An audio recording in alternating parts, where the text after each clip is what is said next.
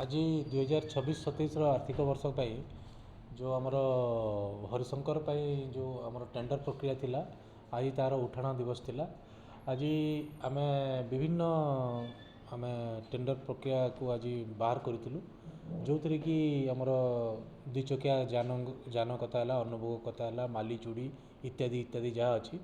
समस्त टेंडर बॉक्सटा खोला होता किंतु ए वर्ष केवल दुईटार ही पकई जोटा कि शौचालय आ गोटे हूँ शिशु मान कार चालन करवाटा से ही केवल पकई बाकी कहीं ए वर्ष पकई ना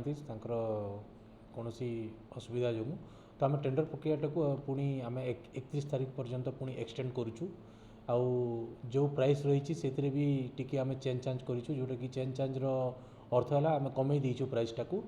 आउ तांकर जमती बेनिफिशियरी बहुत लोग बिडिंग करेंगे जमती से हिसाब से भाविक आम 31 तारीख पर्यंत एटा को आम वर्धित करूँ। ये भितर समस्त माने आमर पाटनागढ़ सब डिविजन थिबा समस्त जनसाधारण से मैंने पुणी टेंडर प्रक्रिया भाग नहीं पारे जोटा कि 31 तारीख पुणी उठाण हम यही 3:30 यही हिसाब से 2026-27 टेंडर प्रक्रियाटा समाप्त होता है।